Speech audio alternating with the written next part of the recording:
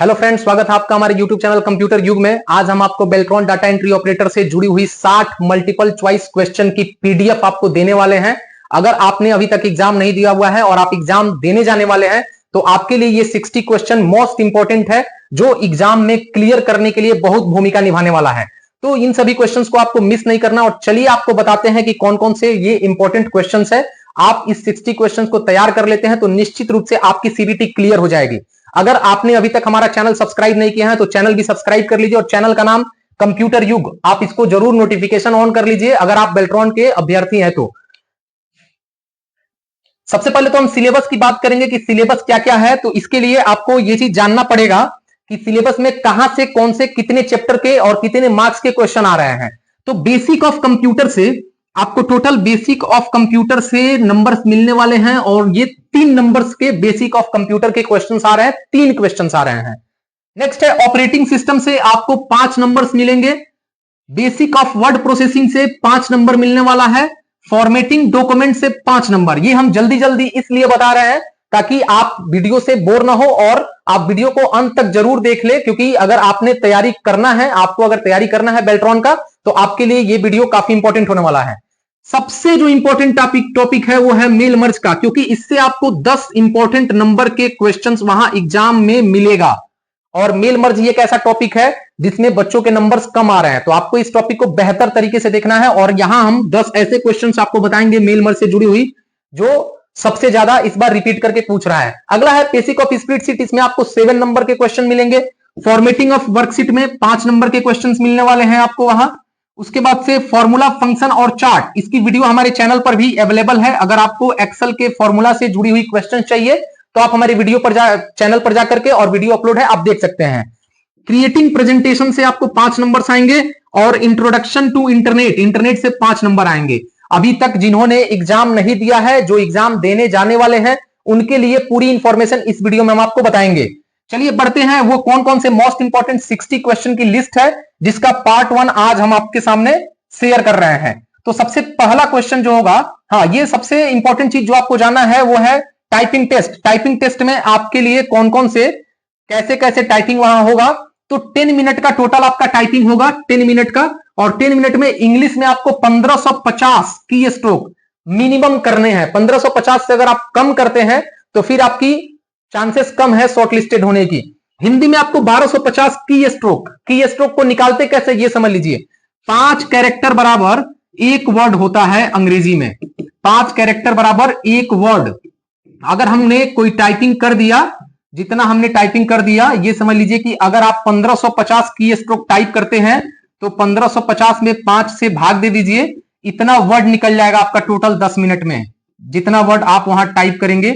और इसमें फिर आप 10 से भाग दे देंगे तो वो आपका वर्ड पर मिनट निकल जाएगा, इतना वर्ड पर मिनट। तो वहां पर टोटल मांग रहा है 1550 कैरेक्टर की स्ट्रोक्स। ठीक है, फिर बढ़ते हैं हम और क्वेश्चंस आपके सामने शेयर करते हैं कि आज के कौन कौन से इंपॉर्टेंट क्वेश्चंस है। चलिए, तो आज का पहला क्वेश्चन है CIFS का पूरा नाम क्या है। और देखिए, इस क्वेश्चन का आंसर भी आपके सामने राइट में हमने रख दिया है, क्योंकि वीडियो को ज्यादा लंबा हम नहीं करने वाले हैं। आपको एग्जाम के लिए 60 क्वेश्चन हम तैयार कर रहे हैं, आज के वीडियो का यही उद्देश्य है। तो इसका राइट आंसर हो जाएगा ऑप्शन ए, common internet file system. Video में ज्यादा समय नहीं गवाते हुए हम बढ़ते हैं नेक्स्ट क्वेश्चन की तरफ। और आज का हमारा अगला क्वेश्चन है, इनमें से विषम का चयन करें। आपको इसमें बताना है डिफरेंट कौन सा है।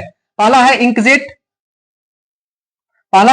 दूसरा लेजर, तीसरा डॉट मैट्रिक्स या फिर चौथा टच स्क्रीन। और देख के आपको पता चल रहा है कि ये तीनों जो आप तीनों का नाम पढ़ के आपको पता है कि ये प्रिंटर होते हैं। केवल टच स्क्रीन ऐसा है जो इनपुट डिवाइस है। अगर डिवाइस से हम तुलना करें तो ये सभी आउटपुट होते हैं। इस तरफ हम बढ़ते हैं, क्वेश्चन नंबर 3 है, बायोस का पूरा नाम क्या है। आपको बताना है इसका राइट आंसर। अगर आपको पता है तो कमेंट बॉक्स में आप हमारे साथ शेयर कर सकते हैं। ऑप्शन ए दिया हुआ है basic input output system, option B दिया है basic input operating system, option C है बिगिनर इनपुट आउटपुट सिस्टम, या फिर ऑप्शन डी है इनमें से कोई नहीं। बायोस का पूरा नाम, अगर आप बेल्ट्रॉन सीबीटी एग्जाम के लिए तैयारी कर रहे हैं डाटा एंट्री ऑपरेटर के लिए, तो आपको ये इस ऑप्शन का फुल फॉर्म जरूर पता होना चाहिए। और इसका राइट आंसर हो जाएगा basic input output system, option A. आज का हमारा अगला क्वेश्चन है क्वेश्चन नंबर 4। ठीक है, ये जो आपको क्लासेस आपको दिया जा रहा है, ये बेल्ट्रॉन के लिए मैराथन क्लासेस है। इसमें 60 मोस्ट इंपॉर्टेंट क्वेश्चंस को रखा गया है, जो डाटा एंट्री ऑपरेटर परीक्षा देने जाने से पहले आपको जरूर एक बार देखना चाहिए इस वीडियो को। तो क्वेश्चन नंबर 4 है, कंप्यूटर में जाने वाले डेटा को क्या कहते हैं? ये सभी आपके बेसिक कंप्यूटर से क्वेश्चंस आ रहे हैं। देखिए, बेसिक ऑफ कंप्यूटर। तो कंप्यूटर में जो भी डाटा भेजा जाता है उसको हम लोग कहते हैं इनपुट। करेक्ट आंसर हो जाएगा नंबर 4 का ऑप्शन ए, इनपुट। आज का हमारा क्वेश्चन नंबर 5 है, इनपुट का आउटपुट में रूपांतरण किसके द्वारा किया जाता है? आपको अगर जानकारी है तो आप कमेंट बॉक्स में शेयर कीजिए। और इसका राइट आंसर हो जाएगा सीपीयू के द्वारा। जो भी इनपुट्स हम लोग कंप्यूटर में भेजते हैं वो आउटपुट में कन्वर्ट करता है सीपीयू, क्योंकि सभी इनपुट और आउटपुट डिवाइस कंप्यूटर के सीपीयू से ही जुड़े होते हैं। चलिए बढ़ते हैं आज के अगले क्वेश्चन की तरफ। हमारा आज का अगला क्वेश्चन है, सीपीयू का मुख्य घटक है। अगर आपको भी इसका जवाब पता होगा तो आप हमारे साथ कमेंट बॉक्स में शेयर कर सकते हैं। और अभी तक आपने चैनल को सब्सक्राइब नहीं किया है तो आप जाइए और सब्सक्राइब कर लीजिए, क्योंकि अगर बेल्ट्रॉन डाटा एंट्री ऑपरेटर परीक्षा आपको पास करना है तो कंप्यूटर युग चैनल को सब्सक्राइब करना पड़ेगा।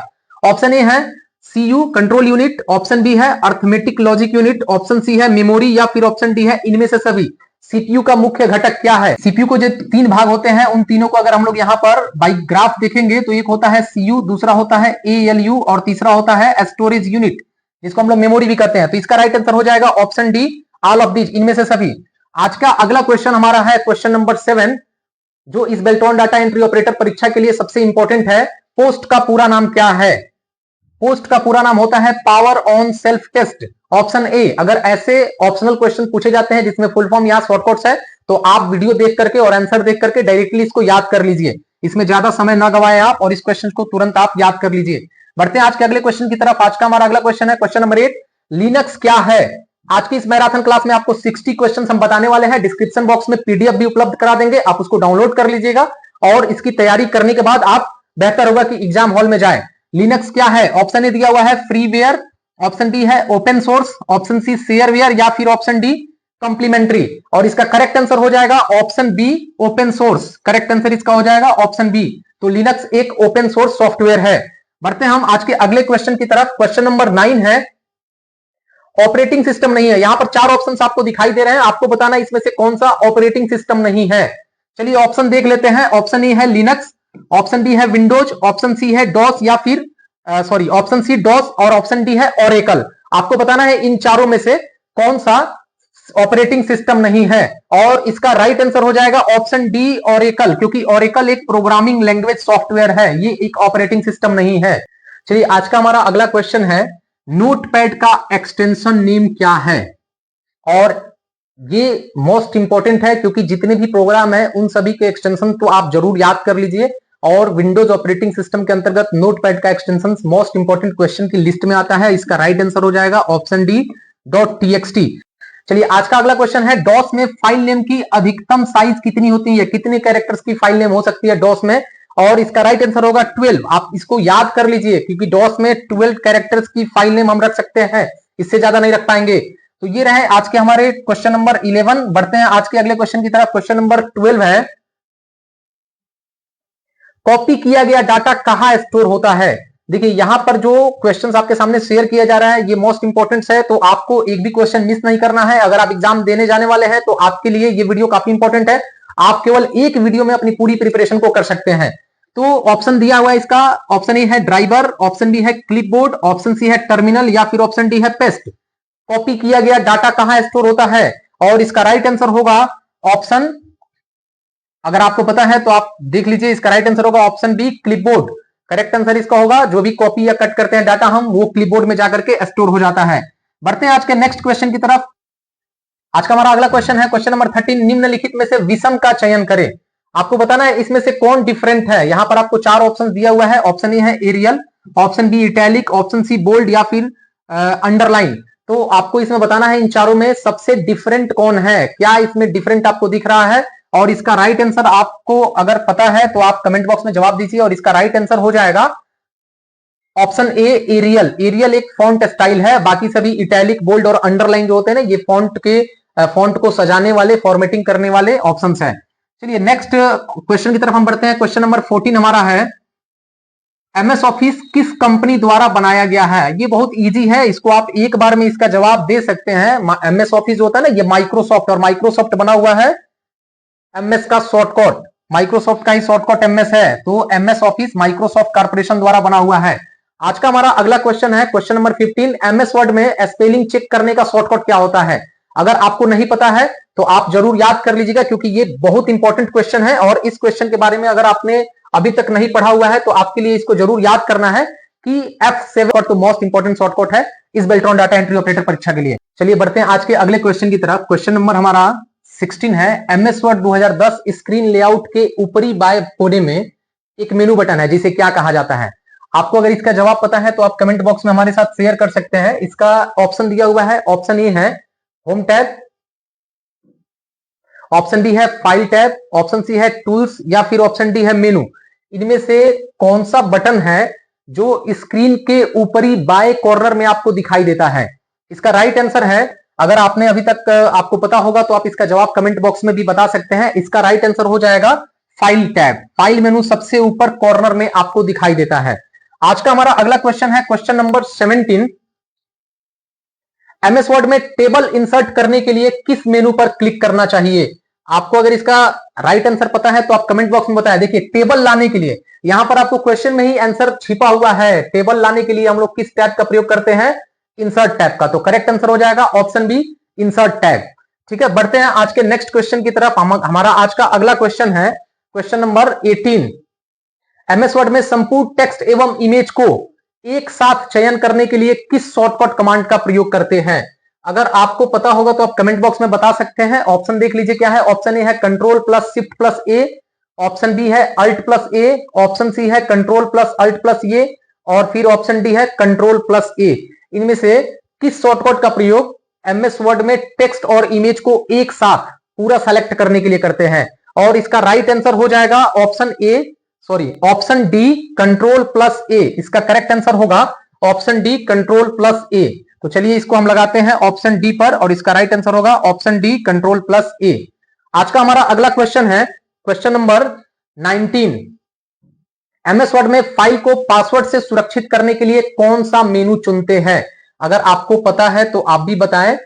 पासवर्ड अगर आपको लगाना है MS वर्ड में किसी फाइल के ऊपर तो हम लोग किस मेनू से लगाते हैं? ऑप्शन देख लेते हैं। ऑप्शन ए दिया हुआ है फाइल मेनू, ऑप्शन बी दिया है होम मेनू, ऑप्शन सी दिया है टूल्स मेनू या फिर ऑप्शन डी दिया हुआ है रिव्यू मेनू। अगर हमको किसी फाइल को पासवर्ड से प्रोटेक्ट करना होता है, चाहे वो MS वर्ड में हो चाहे आपका एक्सेल में हो, तो हम लोग फाइल मेनू का इस्तेमाल करके पासवर्ड लगा सकते हैं उस फाइल के ऊपर। तो इसका राइट आंसर हो जाएगा ऑप्शन ए फाइल मेनू। आज का हमारा अगला क्वेश्चन है क्वेश्चन नंबर 20। MS वर्ड में चयनित टेक्स्ट की फॉर्मेटिंग को साफ करने के लिए किस विकल्प का प्रयोग करते हैं? MS वर्ड में टेक्स्ट की फॉर्मेटिंग को क्लियर करना है आपको, तो आप किस शॉर्टकट का प्रयोग करेंगे? ऑप्शन दिया हुआ है control plus space bar, option B है shift plus F3, option C है shift plus control plus S या फिर ऑप्शन डी है कंट्रोल प्लस डिलीट। और इसका करेक्ट आंसर हो जाएगा option A control plus space bar. इसके द्वारा हम लोग एक ऑप्शन का इस्तेमाल करते हैं और उसका नाम है क्लियर फॉर्मेटिंग, और ये किसी भी टेक्स्ट की फॉर्मेटिंग को क्लियर करता है। टेक्स्ट डिलीट नहीं होता है, केवल उसकी फॉर्मेटिंग डिलीट हो जाती है। बढ़ते हम आज के अगले क्वेश्चन की तरफ। क्वेश्चन नंबर 21 है MS वर्ड में चयनित अक्षर को सब स्क्रिप्ट बनाने के लिए किस विकल्प का प्रयोग करते हैं? देखिए, MS वर्ड में आपको दो ऑप्शंस पढ़ने को मिलते हैं। एक हमारा सुपर स्क्रिप्ट होता है और दूसरा सब स्क्रिप्ट होता है, और आपको ये ऐसे इंडिकेट किया जाता है। सुपर स्क्रिप्ट मींस यहां पर और सब स्क्रिप्ट मींस नीचे की तरफ। अगर किसी का पावर लिखना है तो हम लोग सुपर स्क्रिप्ट का प्रयोग करते हैं। ये सुपर स्क्रिप्ट है और सब स्क्रिप्ट मींस नीचे की तरफ लिखा हुआ रहता है। तो ये पूछ रहा है सब स्क्रिप्ट बनाना है आपको, तो किस शॉर्टकट की का प्रयोग करेंगे? और इसका करेक्ट आंसर आप याद कर लीजिए, कंट्रोल प्लस इक्वल होता है।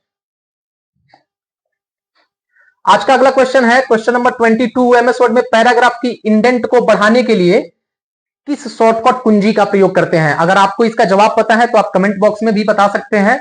ऑप्शन ए दिया हुआ है control plus tab, option B है control plus M, option C है कंट्रोल प्लस I और ऑप्शन डी है कंट्रोल प्लस W। देखिए, ये एक वीडियो में आपको बेल्ट्रॉन से जुड़ी हुई 60 मोस्ट इंपॉर्टेंट क्वेश्चंस मिल जाएंगी। अगर आप अभी तक भी तैयारी स्टार्ट नहीं किए हुए हैं और परीक्षा देने वाले हैं तो आपके लिए ये वीडियो काफी इंपॉर्टेंट है। इसमें 60 ऐसे प्रश्नों को रखा गया है जो बेल्ट्रॉन की CBT एग्जाम को इजिली क्रैक करने में आपको बहुत मदद करेगा। तो इसका राइट आंसर हो जाएगा option B control plus M। इसकी द्वारा हम लोग पैराग्राफ की इंडेंट को आगे बढ़ा सकते हैं। बढ़ते हैं अगले क्वेश्चन की तरफ। अगला क्वेश्चन हमारा है 23। MS वर्ड में पेज मार्जिन का एक प्रकार है, और पेज मार्जिन का प्रकार क्या क्या है? तो देखिए, किसी भी पेज को चारों तरफ से हम लोग मार्जिन सेट कर सकते हैं। तो इसको हम लोग कहते हैं लेफ्ट मार्जिन, इसको हम लोग कहते हैं बॉटम मार्जिन, और ये आपका होता है राइट मार्जिन, और ऊपर होता है टॉप मार्जिन। तो आपको यहां देखना है कि कौन सा मार्जिन नहीं है। मार्जिन है, बाकी सभी नहीं है। तो पहला ऑप्शन दिया हुआ है top, B center, C diagonal या फिर डी कॉर्नर। तो करेक्ट आंसर इसमें से कौन सा मार्जिन है पेज का? तो ऑप्शन ए इसका राइट आंसर होगा, टॉप मार्जिन। ये पेज का मार्जिन होता है, बाकी सभी पेज के मार्जिन नहीं होते हैं। तो बढ़ते हैं हम आज के अगले क्वेश्चन की तरफ। क्वेश्चन नंबर 24 है। ये सभी अब मेल मर्ज से क्वेश्चन शुरू हो गए। ये मोस्ट इंपॉर्टेंट टॉपिक है, तो आप इसको नजरअंदाज ना करें, वीडियो को पॉज करके भी देख सकते हैं आप। अगर आपको कहीं से कोई कंफ्यूजन है तो कमेंट बॉक्स में भी बता सकते हैं।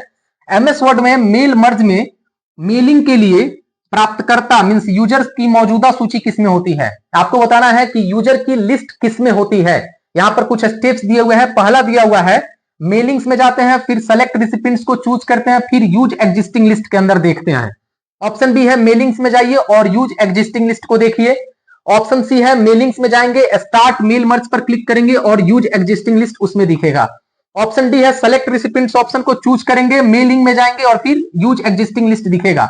तो इसका राइट आंसर होगा, जब भी हमको यूजर्स की मौजूदा सूची देखनी होती है मेलिंग टैब के अंदर, तो उसके लिए आपको मेलिंग टैब का प्रयोग करना पड़ता है, फिर सेलेक्ट रिसिपिएंट्स में जाना पड़ता है, फिर यूज एग्जिस्टिंग लिस्ट में। तो इसका जो करेक्ट आंसर होगा वो आपका हो जाएगा ऑप्शन ए। आज का हमारा अगला क्वेश्चन है, मेल मर्ज से ही है। मेल मर्ज कितने चरण में पूरा किया जाता है? आपको इसका जवाब देना है, क्योंकि ये काफी इंपॉर्टेंट क्वेश्चन भी है। तो आप भी इसके हमारे साथ ट्राई करें कि इसका राइट आंसर क्या होगा, और आपको बताना है कि मेल मर्ज कितने चरण में पूरा किया जाता है। ऑप्शन ए दिया हुआ है 4 स्टेप, ऑप्शन बी है 5 स्टेप, ऑप्शन सी है 6 स्टेप, या फिर ऑप्शन डी है 7 स्टेप। कितने स्टेप में मेल मर्ज के स्टेप को पूरा करते हैं मेल मर्ज को? और इसका राइट आंसर होगा ऑप्शन सी, 6 स्टेप में मेल मर्ज को पूरा किया जाता है। चलिए क्वेश्चन नंबर 26 है, मेल मर्ज विकल्प किस टैब में मौजूद होता है? आपको बताना है, और इसका राइट आंसर होगा option C, mailing tab. Mail merge होता है ना, मेलिंग टैब में ही आता है। ये तो बहुत सिंपल सा इसका जवाब भी है। तो बढ़ते हम आज के अगले क्वेश्चन की तरफ। क्वेश्चन नंबर 27 को देख लेते हैं, जो ये भी मेल मर्ज से रिलेट करता है। तो क्वेश्चन नंबर 27 कह रहा है कि मेल मर्ज डॉक्यूमेंट क्या है? इसमें आपको 4 विकल्प दिया हुआ है, और आपको ये जानना है, ये बताना है कि इसमें से जो मेल मर्ज के लिए मेन डॉक्यूमेंट होते हैं वो कौन कौन से हैं। तो इसका राइट आंसर है, आप याद भी कर लीजिए, इससे जरूर क्वेश्चंस आने वाला है। वो होता है directory, letters, envelopes, labels and emails. ये 5 मेन डॉक्यूमेंट है जो मेल मर्ज के लिए यूजेबल होते हैं। तो बढ़ते हम आज के अगले क्वेश्चन की तरफ। क्वेश्चन नंबर 28 है, और ये भी आपके मेल मर्ज से ही है, क्योंकि जैसे कि हमने सिलेबस में बताया था कि मेल मर्ज से रिलेटेड आपको यहां 10 क्वेश्चन लगभग पूछे जा रहे हैं। पूछ रहा है मेल मर्ज के संबंध में निम्न में से कौन सा डिफॉल्ट फील्ड नहीं है? ऑप्शन दिया हुआ है ACT, ऑप्शन बी दिया हुआ है फर्स्ट नेम, ऑप्शन सी दिया है ईमेल एड्रेस या फिर पिन। इनमें से कौन सा डिफॉल्ट फील्ड नहीं है? तो वो आपका राइट आंसर होगा पिन, क्योंकि उसमें आपको पिन दिखाई नहीं देता है, वहां पर जिप लिखा रहता है, ZIP। तो फिर बढ़ते हैं नेक्स्ट क्वेश्चन की तरफ। आज हम आपको पार्ट 1 के क्रम में 30 क्वेश्चन से रूबरू करवाएंगे, चूंकि वीडियो काफी लंबा हो जाएगा, और नेक्स्ट टॉपिक का पार्ट 2 जो बचे हुए 30 क्वेश्चन है वो अगले दिन हमारे चैनल पर मिलेगा। अगर आपको वीडियो अच्छा लगेगा तो कमेंट बॉक्स में भी बताइएगा, तो हम आपको पार्ट 2 भी शेयर करके दिखाएंगे। अगला क्वेश्चन हमारा है वो है बेसिक स्प्रेडशीट से, एक्सेल से ये क्वेश्चन है, और क्वेश्चन पूछ रहा है MS एक्सेल स्क्रीन पर वर्कशीट का नाम कहां प्रदर्शित होता है? ऑप्शन है, इसका राइट आंसर हो जाएगा वर्कशीट का नाम शीट 1, शीट 2, शीट 3। शीट का नाम, वर्कबुक फाइल नहीं। तो शीट का नाम आपको कहां दिखता है? बॉटम लेफ्ट, आपको नीचे दिखाई देता है, नीचे की तरफ शीट 1, शीट 2, शीट 3 आप देखते हैं, और वहां चाहे तो अपने हिसाब से वर्कशीट का नाम भी बदल देते हैं। तो नेक्स्ट क्वेश्चन हमारा है, और आज का अंतिम क्वेश्चन है बेल्ट्रॉन डाटा एंट्री ऑपरेटर परीक्षा के लिए। Question number 30, MS Excel home menu के एडिटिंग ग्रुप में क्लियर ड्रॉप डाउन सूची के तहत कौन सा विकल्प नहीं है? यहां पर 4 ऑप्शन है, और पूछ रहा है जो क्लियर उसमें ग्रुप आता है MS एक्सेल में, आप जाएंगे होम टैब पर क्लिक करेंगे तो आपको ऑप्शंस दिखेंगे, उसमें ग्रुप के एडिटिंग दिखेगा, क्लिपबोर्ड दिखेगा, फॉन्ट्स दिखेंगे।